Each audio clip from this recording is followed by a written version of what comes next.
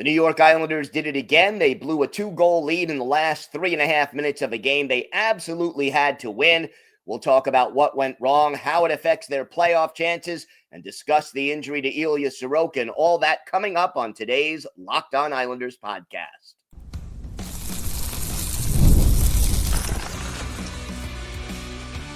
Your Locked On Islanders, your daily podcast on the New York Islanders. Part of the Locked On Podcast Network, your team every day.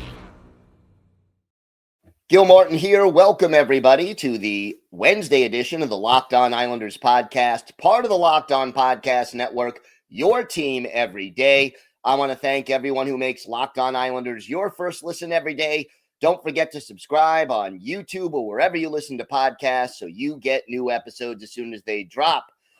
I am Gil Martin. I've been covering the New York Islanders for almost 2 decades, and I wrote the book Ice Wars, which discusses the in-depth history of the Islanders' rivalry with the Rangers from 1972 to the modern era. So glad you could join us today to talk a little Islanders hockey, even if this is a very frustrating night for Islander fans.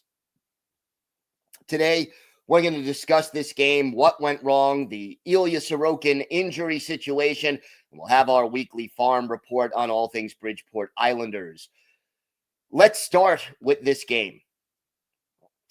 You go into this contest, you know you had about a 2.6% chance of making the playoffs.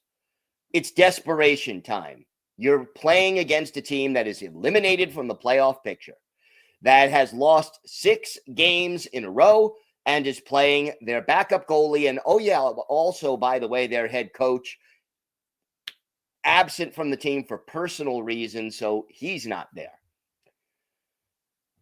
And this Islanders team and everydayers, you'll remember, because just yesterday on the show, what was the biggest key I mentioned about this game?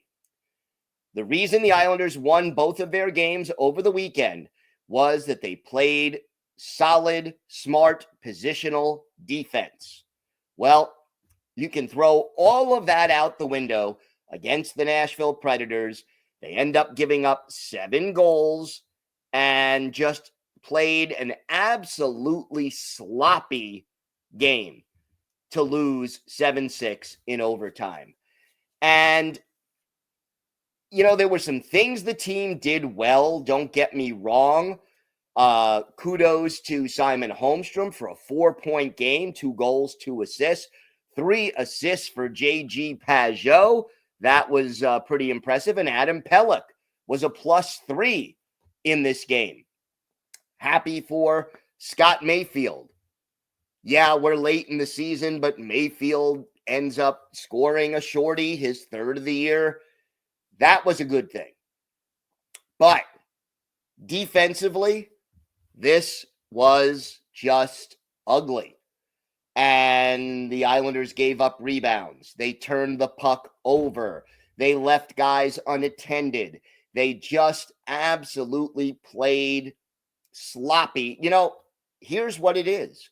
The Islanders played down to the level of the Nashville Predators. And I can't say with any certainty that they took the Predators lightly, but they sure as heck played that way. And it just was one of those situations where they gave up high danger chances, left opposing players alone for rebounds, just didn't do any of the things that got them here over the last 2 games. And you're ahead 6-4 with less than, with about 3.5 minutes left, a little more than 3.5 minutes left in the game. And you take a penalty and blow this game as a result. I mean, the Predators were upset about a non-high sticking call.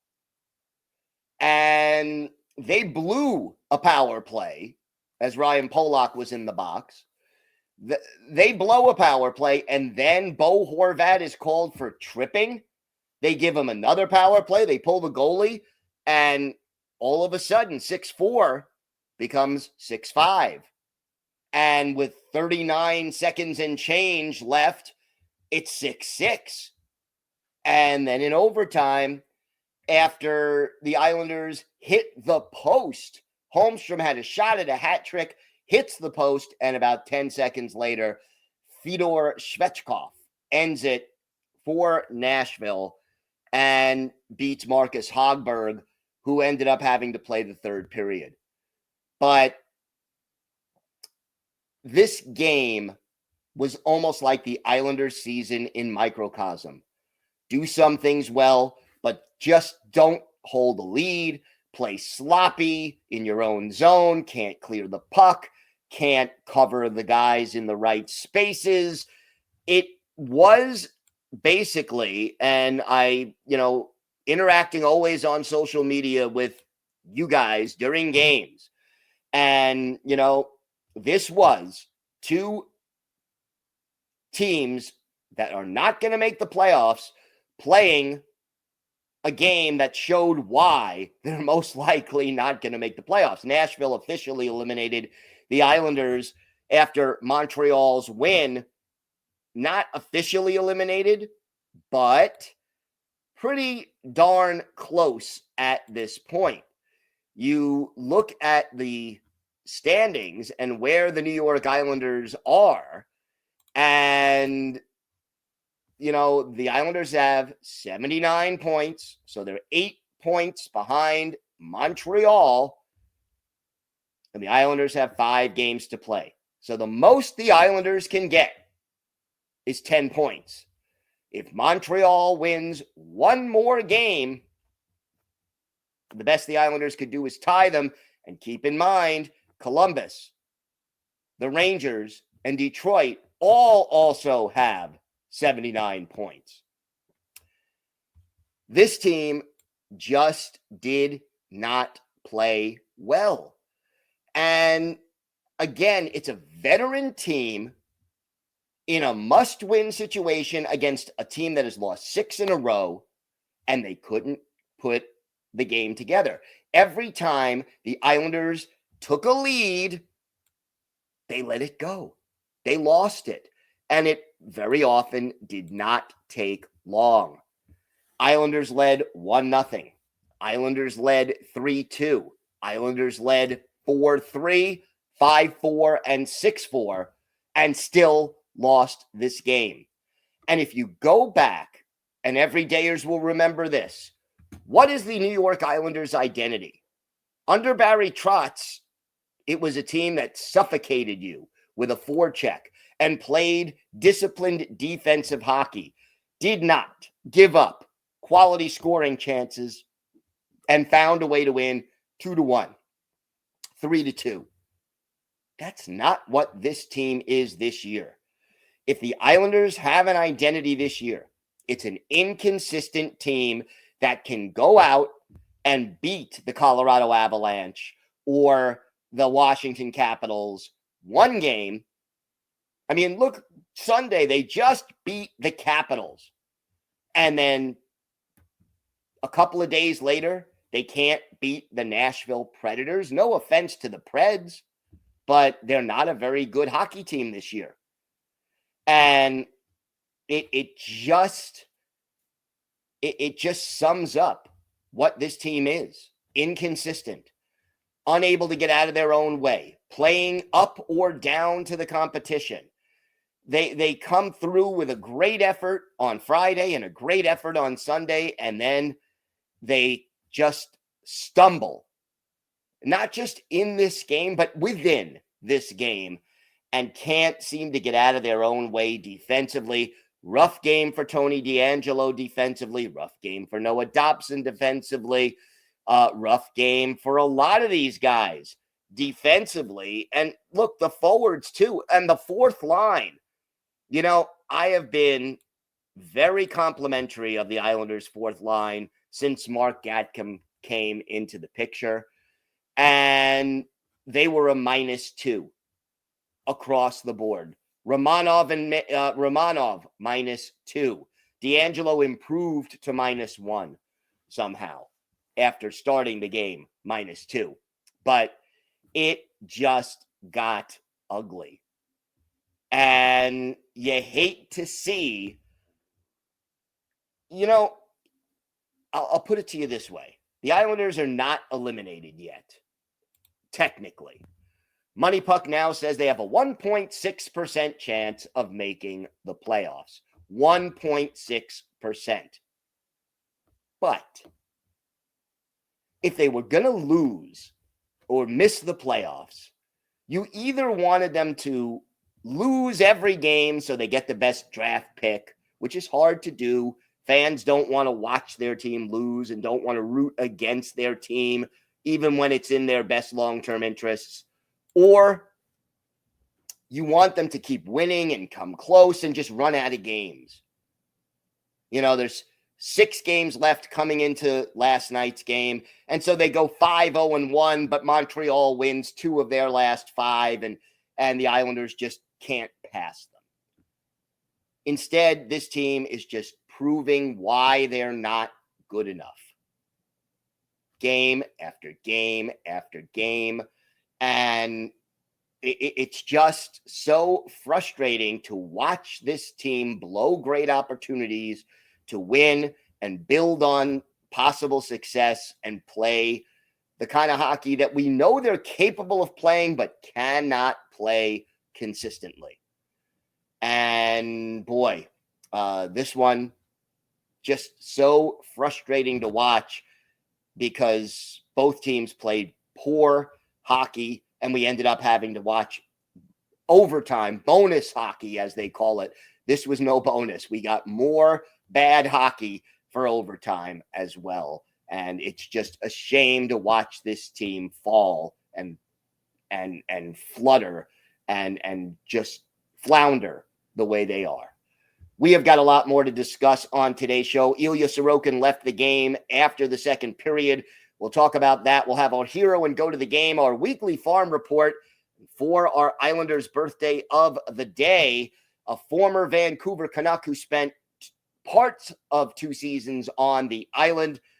Let's see if you can guess who that is. He's with the Islanders in the late 1990s. All that and more on today's Locked On Islanders podcast. Today's episode is brought to you by Wonderful Pistachios. Looking for a snack that's both delicious and nutritious? Crack into a good source of protein with Wonderful Pistachios. Wonderful Pistachios is one of the highest protein nuts. Each 1 ounce serving has 6 grams of protein, giving you over 10% of your daily value. Plus, they're packed with fiber and better for you unsaturated fats to help keep you feeling fuller longer. Personally, I love the no shells variety. It's the perfect grab and go snack for busy days, whether I'm snacking at my desk, on a road trip, or just need a quick protein boost. They're always my go-to. And if you love cracking open every shell for that satisfying crunch, the in-shell options are a classic favorite. Get snacking and get cracking with the snack that packs a protein punch. Visit wonderfulpistachios.com to learn more. Again, that's wonderfulpistachios.com to learn more.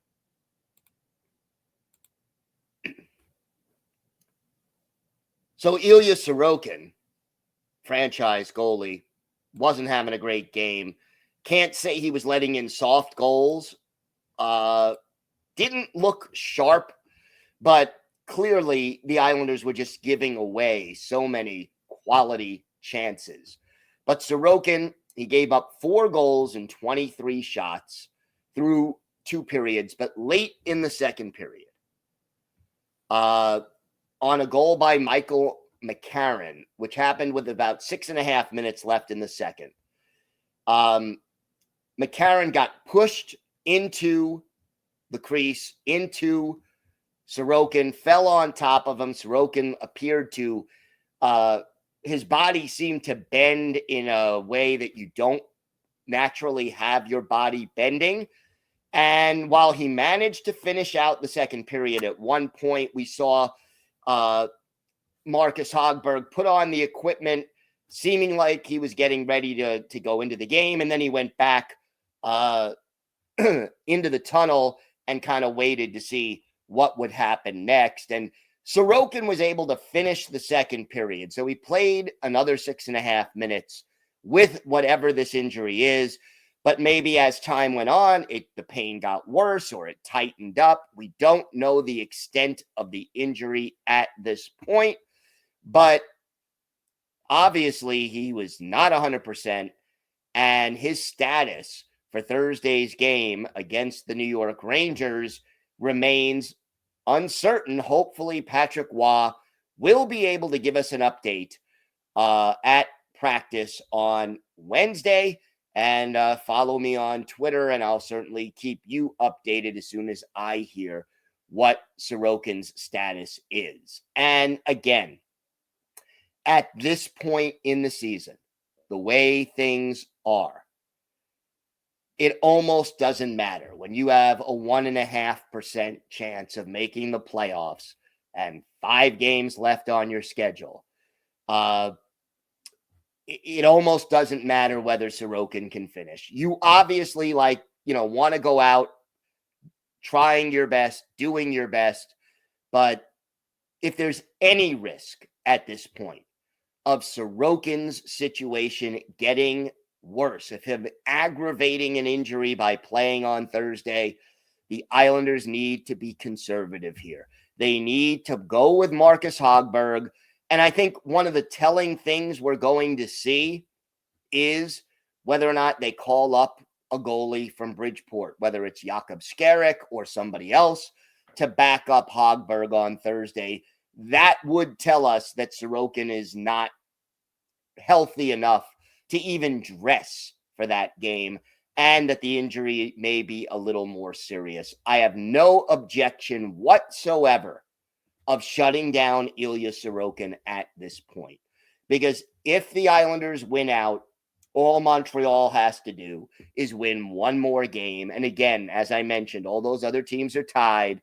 Sorokin, the Islanders rode him, played him a lot this year. After Varlamov got hurt, they didn't trust any of their backups. Eventually, they had no choice. Sorokin has now played in 59 games and started 58 of them. And if you remember, early in the season, Varlamov was starting because Sorokin was coming off the back surgery that he had during the offseason. So maybe for the first 10 games, it was closer to 50-50. So, you take away those games and Sorokin has played 59 of the last, let's say, 63 games or 65 games, whatever the case may be. It's just been a very heavy load. You're not making the playoffs at this point, regrettably. So, again, I would err on the side of caution and try to make sure that Ilya Sorokin does not injure himself worse and, create a situation where, all of a sudden his availability for next year gets called into question. So let's see what happens. We'll update you later today. But as of right now, Ilya Sorokin leaving the game early against the Nashville Predators. Marcus Hogberg finishes up. Hogberg had an Sorokin had an 826 save percentage in the game. Hogberg a 667 save percentage. And Justice Anunen of Nashville had a 727 save percentage. As you could see, defense and goaltending were not a big part of last night's game. Hero and go to the game. I got to give Simon Holmstrom hero, 2 goals, 2 assists. Almost had the hat trick there at the end. So Simon Holmstrom, who hit the 20 goal mark, by the way. Congratulations to him. Anders Lee, got to mention this, now 6th all-time in Islanders history after scoring his goal, which was originally given to Bo Horvat. But so congratulations to Lee for reaching that milestone. Congratulations to Holmstrom for reaching 20 goals for the first time in his NHL career. Hopefully not the last time. And go to the game is team defense. It's what we talked about yesterday. The Islanders win when they play good defense, and they did not play good defense. And oh, by the way, did I mention that Nashville entered the game dead last in the NHL in goals scored, and you let them, you gave up 7 goals against them in this game with your playoff life hanging by a thread. This performance speaks volumes about the inconsistency and lack of clutch play by the New York Islanders, and it's just frustrating to see, but it is the season in a microcosm. So the GOAT team defense, the hero, Simon Holmstrom, and the Islanders season starting to wind down now with 5 games remaining. We've got more to get to on today's show. The Bridgeport Islanders are winding down their season as well. We'll have the latest from there, plus our Islanders' birthday of the day. Did you guess who it is? We've got all that and more coming up on today's Locked On Islanders podcast. Do you have trouble sleeping? If so, you're not alone. That used to be me, lacking rest, tossing and turning. I was late for meetings. I never felt like myself. That's until I found Bare Mattress. Bare Mattress and their sleep recovery technology helped me fall asleep faster, as well as enjoy deeper sleeps. I felt like myself again, and you can too. Bare Mattress knows that every sleeper is different. That's why they have their sleep quiz on their website that finds you your perfect match. As a side sleeper, I matched with the Elite Hybrid mattress, and I've been telling everyone in my life they have to try Bare Mattress risk-free. You can sleep on your Bare Mattress up to 120 nights, and if you're not getting the best sleep of your life, you can get it refunded. They'll pick it up with absolutely no hassle. So go to baremattress.com and use my promo code LOCKEDONNHL at checkout to get 40% off site-wide. This offer is not available anywhere else. You have to use my promo code on the very last page of checkout to get this discount. That's baremattress.com. Use my promo code LOCKEDONNHL for 40% off site-wide. Baremattress.com, promo code LOCKEDONNHL.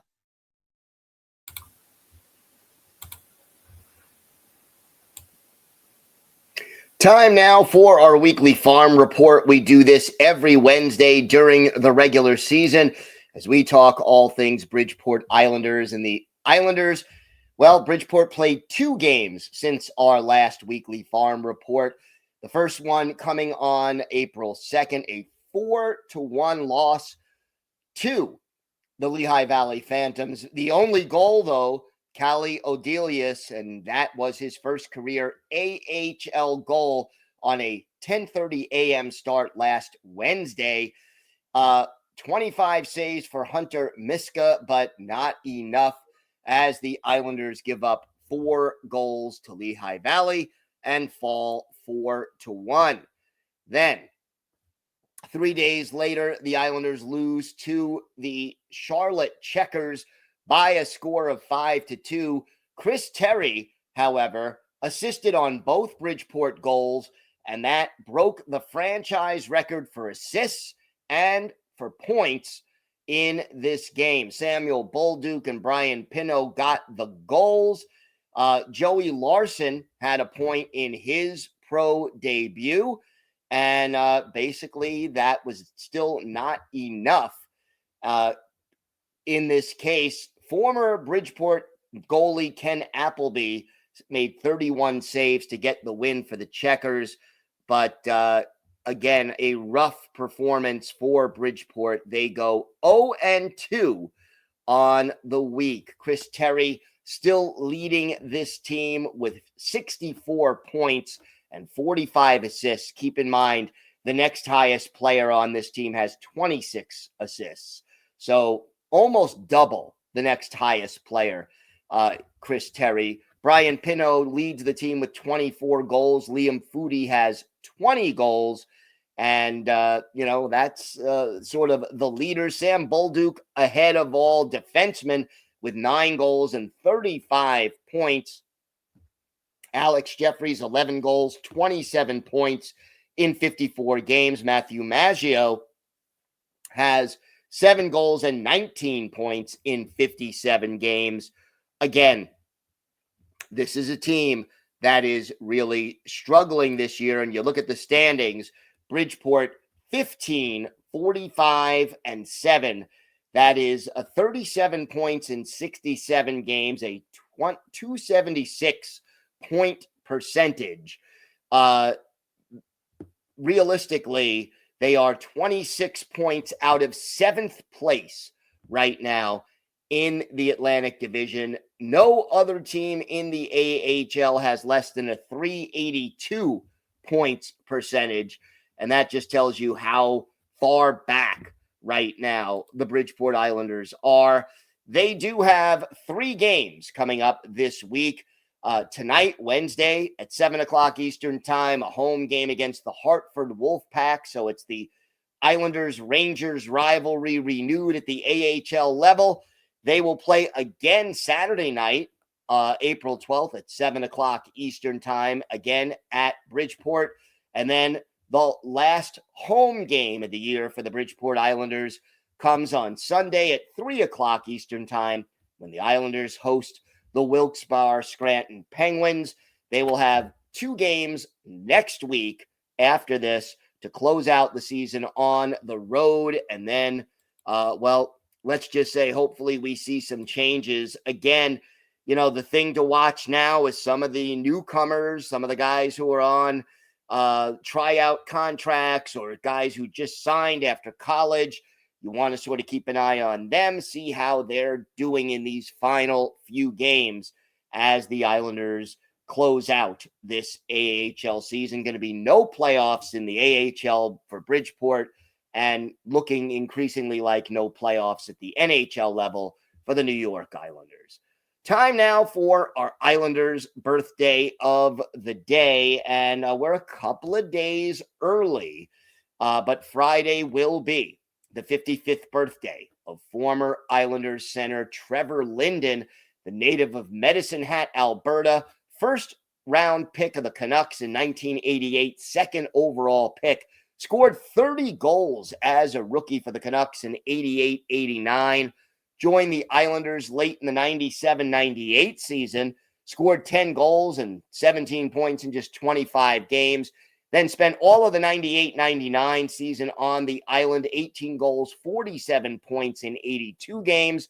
Then played for Montreal, Washington, and finished his career with 6 seasons more with the Vancouver Canucks.